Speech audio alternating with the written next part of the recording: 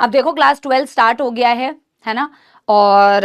डर on its peak, ठीक है कोई बात नहीं, डर तो लगता ही रहेगा जब तक नीट का एग्जाम हो नहीं जाता, तब तक आप लोगों को थोड़ा डर लगता रहेगा। और जैसे जैसे महीने गुजरते जाएंगे तो ये डर थोड़ा करके ऑब्वियसली बेटा, चाहे आपने बहुत अच्छी भी पढ़ाई की होती है ना, थोड़ा बहुत, क्योंकि you are preparing for a very a big exam in your life for the very first time, I think कि कोई एक मेजर आप एग्जाम देते हो अपने लाइफ का, तो ऑब्वियसली बात है डर तो लगता है, but just keep revising is the only thing जो आपके सारे टीचर्स आपको बोल रहे होंगे। 11th की क्लास खत्म हो चुकी है, नो बैकलॉग्स है तो बहुत अच्छी बात है, लेकिन सिर्फ जुअलॉजी का नहीं होना चाहिए, सिर्फ बॉटनी का नहीं होना चाहिए। आपके पास सारे सब्जेक्ट्स हैं, फिजिक्स, केमिस्ट्री, जुअलॉजी, बॉटनी, और चारों सब्जेक्ट्स में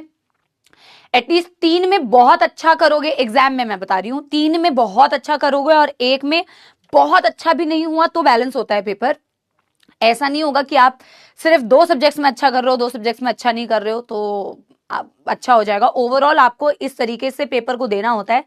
कि कोई भी चीज बहुत खराब नहीं होनी चाहिए, अगर एक चीज थोड़ी कम अच्छी है तो 3 चीजें बहुत अच्छी होनी चाहिए, तो वो बैलेंस्ड होता है, ठीक है ना। ऑब्वियस सी बात है, बाकी सब्जेक्ट्स का मुझे नहीं पता, लेकिन अब जैसे हमारे जुअलॉजी में क्या बोलते हैं, हम क्लास 12 स्टार्ट कर रहे हैं ना,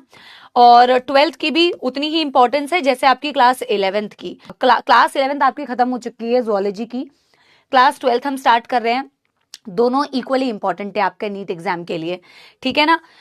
और ये किसी भी सब्जेक्ट के लिए मैं बोल रही हूँ, फिजिक्स, केमिस्ट्री, बॉटनी, जुअलॉजी। अब बेटा देखो, अब आपका क्लास 12 स्टार्ट हो रहा है, इसमें आप रेगुलर क्लासेस अटेंड करो, आपकी अटेंडेंस बेटा रेगुलर, आप रिकॉर्डेड देखते हो, आप लाइव देखते हो, कोई दिक्कत वाली बात नहीं है, लेकिन अब आप क्लास में जब चीजों को फॉलो करोगे तो क्लास में बहुत अच्छी तरीके से आप रेगुलरली बेटा कंटेंट को फॉलो करना। बॉटनी, जुअलॉजी तो ऐसे सब्जेक्ट्स हैं जो आपको मैक्सिमम कंटेंट बेटा क्लास में रिटेन हो जाएगा, ठीक है ना। तो आप लोगों को क्लास में क्लास 12th का कंटेंट बहुत अच्छी तरीके से बेटा प्रिपेयर करना है। अब भी अगर तुम लोग नहीं करोगे, फिर तुम बोलोगे कि अब क्या स्ट्रैटेजी बनाएं, अब क्या स्ट्रैटेजी बनाएं, तो फिर सिर्फ पूछते रहोगे बेटा और मोटिवेशनल सेशंस देखते रहोगे, कुछ हो नहीं पाएगा। आप क्लास 12th अब जब स्टार्ट करोगे तो इसको बहुत सिंसियरली बेटा फॉलो करना,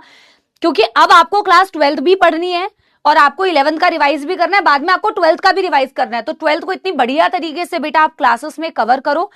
साथ में जस्ट जैसी क्लास खत्म होती है ना बेटा, जो भी सब्जेक्ट आप दिन का पढ़ते हो ना, उस कंटेंट को सेम डे बहुत अच्छी तरीके से रिवाइज करो, ताकि अब से जो भी कंटेंट आप बेटा क्लास 12th का प्रिपेयर करना स्टार्ट कर रहे हो, उसके रिवीजन में आपको बहुत ज्यादा टाइम इन्वेस्ट ना करना पड़े। आप मेरी बात को समझो, क्योंकि अब क्लास 12th खत्म होगी, पैरेलली 11th को रिवाइज करना है, और ऐसा तो नहीं है कि आप 12th को रिवाइज ही नहीं करोगे एग्जाम से पहले, 12th को भी रिवाइज करोगे ना, तो क्लास 12th को इतनी अच्छी तरीके से साथ के साथ कवर करना। और हम स्टार्टिंग से भी बोलते हैं, जो बच्चा डेली का एक बार क्लासेस हो गई ना, उसके बाद क्लास का कंटेंट अगर आपने साथ के साथ रिवाइज कर लिया, कुछ क्वेश्चंस लगा लिए, वो बहुत अच्छे से प्रिपेयर हो जाता है। 12th का साथ के साथ करना, ताकि 12th के रिवीजन में आपको ज्यादा टाइम इन्वेस्ट ना करना पड़े। The more you will, and I am telling you बेटा, the key to good NEET exam is revision, the number of revisions that you are giving. आपको अगर बायोलॉजी में भी कुछ चीजें मेमोरी बेस्ड हैं, अगर आपको लर्न रखनी है, डेटा याद रखना है, क्योंकि डेटा इज समथिंग, या कोई भी थ्योरेटिकल चीज ऐसी होती है, अगर कुछ पोर्शंस ऐसे हैं तो the number of times you will revise, उतना जल्दी आप क्वेश्चंस मार्क कर पाओगे। तो आपको उस एग्जाम को भी बेटा इस तरीके से पेपर को अटेम्प्ट करना है कि आप ना अटेम्प्ट टाइम मैनेजमेंट सही से कर पाओ। आपको मेरी बात समझ में आ रही है? मैं बार बार कह रही हूं, revision is the key. Teachers की बात सुनिए, और मैं आपसे कह रही हूं बेटा कि अगर आप अच्छी तरीके से रिवाइज करके जाएंगे, 2 ऑप्शंस में जो कंफ्यूजन्स होती हैं आपको, वो कंफ्यूजन्स नहीं होंगी, क्वेश्चंस आप जल्दी अटेम्प्ट कर पाओगे, और जल्दी अटेम्प्ट करने का फायदा ये होगा कि आपको कम टाइम लगेगा,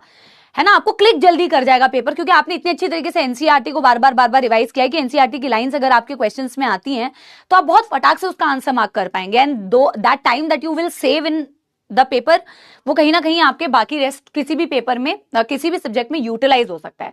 एंड रिलैक्स माइंड के साथ में आप समझिए इस बात को कि आप सभी बच्चों के लिए वो एग्जाम उतना ही इंपॉर्टेंट है जितना आपके लिए है। जो बेटा डर और थोड़ा स्ट्रेस आप फील कर रहे हो, वो सारे बच्चे फील कर रहे हैं, क्योंकि वो किसी भी एग्जाम के लिए होता है। आज मैं भी कोई एग्जाम ऐसा अगर देने जाती जो बेटा मेरे लिए बहुत इंपॉर्टेंट होता, तो I would have felt the same. तो ठीक है ना, वो फीलिंग्स जेन्युइन है, इट्स ओके, लेकिन